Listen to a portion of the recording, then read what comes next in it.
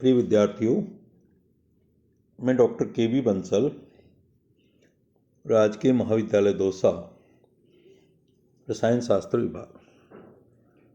हम रासायनिक बलगतिकी के लेसन का अध्ययन कर रहे हैं। उसमें आगे बहुत ही महत्वपूर्ण बात आती है अभिक्रिया की कोटि, ऑर्डर ऑफ रिएक्शन।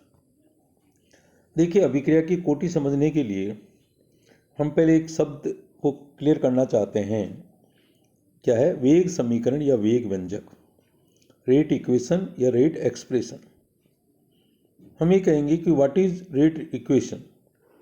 अभिक्रिया के वेग तथा सांद्रता में संबंध वेग समीकरण कहलाता है कि किसी अभिक्रिया के वेग में और अभिकारकों की सांद्रता में क्या संबंध है, उसे क्या कहेंगे? वेग समीकरण। ये वेग समीकरण प्रयोग पर आधारित होता है। किस पर आधारित होता है? प्रयोग पर। अब हम कोटि को परिभाषित करेंगे।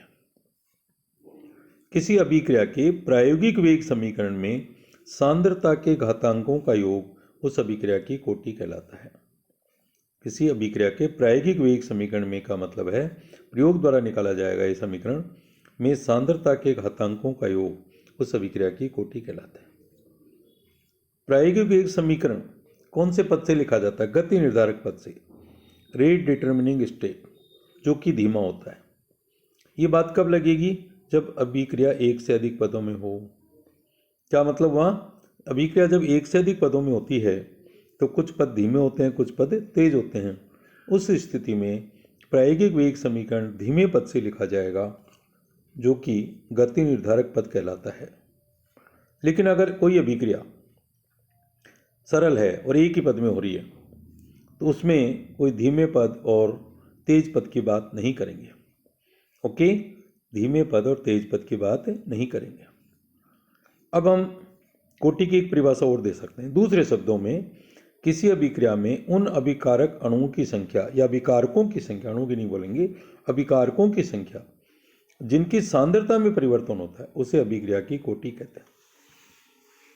किसी अभिक्रिया में उन अभिकारकों की संख्या जिनकी सांद्रता में परिवर्तन होता है उसे अभिक्रिया की कोटि कहते हैं। तो देखिए, दोनों परिभाषाओं का अर्थ एक ही है। सांद्रता में परिवर्तन होगा जिन अभिकारकों में, वही तो प्रायोगिक वेग समीकरण में लिखी जाएंगी। वही क्या लिखी जाएंगी? प्रायोगिक वेग समीकरण में। इसलिए दोनों का अर्थ एक ही है। मान लीजिए तुम्हारे पास है प्रथम कोटि अभिक्रिया की बात करें तो उसके लिए वेग बराबर क्या होगा? K इंटू ए की सांद्रता। यहाँ ए की पावर कितनी है? 1। ओके, प्रथम कोटि अभिक्रिया का उदाहरण है कि वेग बराबर K इंटू ए। कोटि 1 है क्योंकि ए की पावर 1 है। इसका उदाहरण देखें तो N2O5 का वियोजन, N2O5 का वियोजन, इसका समीकरण है 2N2O5 equal to 4NO2 plus O2। इस अभिक्रिया को देखने से लग रहा है कि यहाँ N2O5 के कितने अणु काम कर रहे हैं बच्चों? 2 अणु।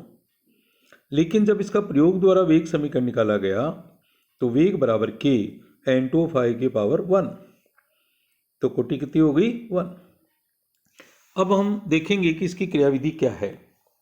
तो इससे प्रायोगिक वेग समीकरण से और कोटि से समझ में आ गया कि इस अभिक्रिया में कई पद होंगे जिनमें एक पद ऐसा होगा जो धीमा होगा और उसमें N2O5 की एक अणु वियोजित होगा। N2O5 का कितना अणु वियोजित होगा? एक अणु। ओके, तो पहला पद क्या है? N2O5 equal to N2O3 plus O2। ये धीमा पद है और यही गति निर्धारक पद होगा और इसी से अभिक्रिया का वेग लिखा जाएगा और इसीलिए अभिक्रिया की कोटि 1 है। दूसरा पद है N2O3, वो फास्ट है, NO plus equal to NO plus NO2। और तीसरा पद है N2O5 का एक अणु और आएगा और NO यहाँ काम करेगा, जो कि द्वितीय पद में बन रहा है, तो बनेगा 3NO2। ये भी तीव्र पद है। और इन तीनों पदों को जोड़ेंगे तो हमारा वही समीकरण आएगा जो प्रारंभ में हमने लिखा था, 2N2O5 equal to 4NO2 plus O2। Clear? तो इस प्रकार ये अभिक्रिया प्रथम कोटि की है। इसका एक अन्य उदाहरण अपन लें तो H2O2 वियोजित होता है H2O और O2 में।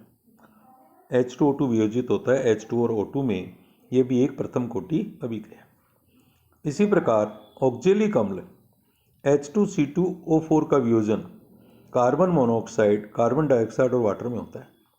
ऑक्जेलिक अम्ल को गर्म किया जाए तो कार्बन मोनोऑक्साइड, कार्बन डाइऑक्साइड और जल बनता है। यह भी एक प्रथम कोटि अभिक्रिया है। नेक्स्ट, SO2Cl2 देता है equal to SO2 plus Cl2। Again प्रथम कोटि अभिक्रिया। SO2Cl2 का नाम क्या होता है बच्चों? SO2Cl2 का नाम है सल्फ्यूरिल क्लोराइड। क्या है? Sulphuryl chloride. हमारे पास एक महत्वपूर्ण अभिक्रिया आ रही है कि एस्टर CH3COOC2H5 जो कि एथिल एसीटेट है प्लस H2O जो कि अधिक मात्रा में लिया जाता है H प्लस मानी अम्लीय माध्यम में, तो बन रहा है CH3COH एसिटिक अम्ल प्लस C2H5OH एथिल एल्कोहल। कुल मिलाकर के ये एस्टर का जल अपघटन है। कौन से माध्यम में? अम्लीय। अब यहाँ देखने से आपको कोटि 2 लग रही है, लेकिन वास्तव में कितनी है? 1 है, क्योंकि यहाँ H2 अधिक मात्रा में लिया जाता है, इसलिए इसके सांद्रता में परिवर्तन क्या होगा? नगण्य होगा।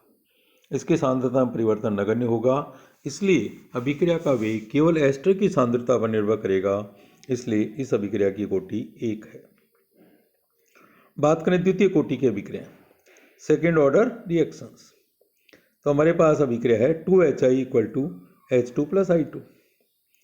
अब यहाँ डायरेक्ट दिखाई दे रहा है कि वेग बराबर K HI की पावर 2, वेग बराबर K HI की सांद्रता की पावर 2, तो कोटि कितनी हुई? 2। तो इसमें कोई जटिल अभिक्रिया नहीं है। लेकिन एक फिर अभिक्रिया आती है 2NO2 plus F2 equal to 2NO2F, 2NO2 plus F2 equal to 2NO2F। यहाँ पर देखिए 3 कोटि दिखाई दे रही है हमारे पास, अभिकारक के 3 अणु हैं, लेकिन वास्तव में कोटि क्या है? 2 है। तो इसकी क्रियाविधि देखिए। पहला पद है NO2 प्लस F2, धीमा पद है equal to NO2F plus F। Clear? NO2F plus F। दूसरे पद में NO2 का एक अणु और आता है और फिर F से क्रिया करता है और तेज है, जिसे पुनः NO2F बन जाता है, और इन दोनों अभिक्रियाओं को जोड़ेंगे तो हमारी मूल अभिक्रिया प्राप्त हो जाएगी। इसलिए हम इस अभिक्रिया का वेग लिखेंगे V बराबर K NO2 की सांद्रता इंटू F2 की सांद्रता। तो कुल मिला के कोटि कितनी हुई बच्चों? 2। इसी प्रकार H2 plus I2 equal to 2HI, यहाँ भी H2 का एक मोल क्रिया कर रहा है, I2 का एक मोल क्रिया कर रहा है, तो कुल मिला के कोटि कितनी हो गई? 2। कुछ उदाहरण और है हमारे पास। 2Cl2 equal to 2Cl2 plus O2, पुनः द्वितीय कोटि की अभिक्रिया है। 2NO2 equal to 2NO plus O2, again द्वितीय कोटि की अभिक्रिया। बात करें तृतीय कोटि की अभिक्रिया, थर्ड ऑर्डर रिएक्शंस। तृतीय कोटि का मतलब सांद्रता की घात कितनी होगी? 3 होगी। सांद्रता की घात कितनी होगी? 3 होगी। उदाहरण देखिए 2FeCl3 plus SnCl2 equal to SnCl4 plus FeCl2। यहाँ पर FeCl3 SnCl2 से क्रिया करके SnCl4 और FeCl2 बना रहा है। यहाँ FeCl3 के 2 अणु क्रिया कर रहे हैं और SnCl2 का 1 अणु क्रिया कर रहा है, तो अभिक्रिया की कोटि कितनी होगी? 3। इसी प्रकार 2NO plus Br2 equal to 2NO Br, again तृतीय कोटि अभिक्रिया।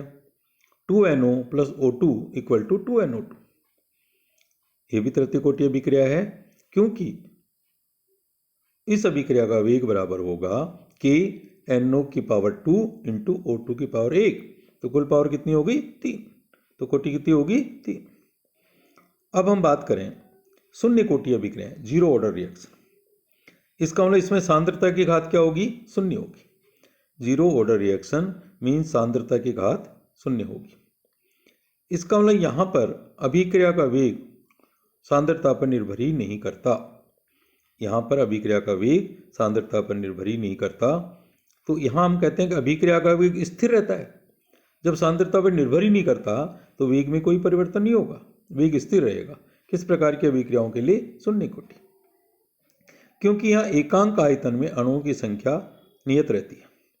एकांक आयतन में अणुओं की संख्या नियत रहती है, तो वेग बराबर क्या होगा? K, क्योंकि कंसंट्रेशन की पावर 0 होगी। उदाहरण है H2 प्लस Cl2 सूर्य के प्रकाश में 2HCl, H2 + Cl2 सूर्य के प्रकाश में 2HCl। तो देखिए इस अभिक्रिया को देखने से आपको ऐसा लग रहा है कि हमारे पास ये द्वितीय कोटि की अभिक्रिया है, लेकिन वास्तव में शून्य कोटि का है।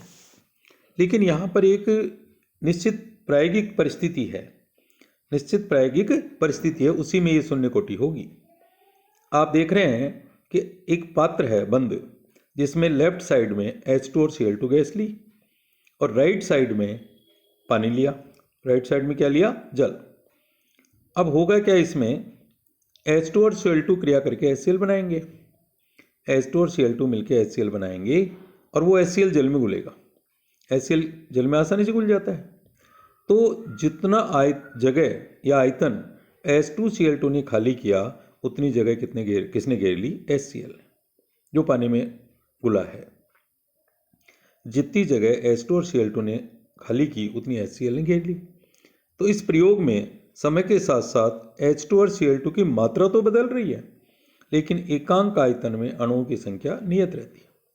इस प्रयोग में समय के साथ साथ क्या हो रहा है? H2 व Cl2 की मात्रा बदल रही है, लेकिन एकांक आयतन में अणुओं की संख्या नहीं बदल रही।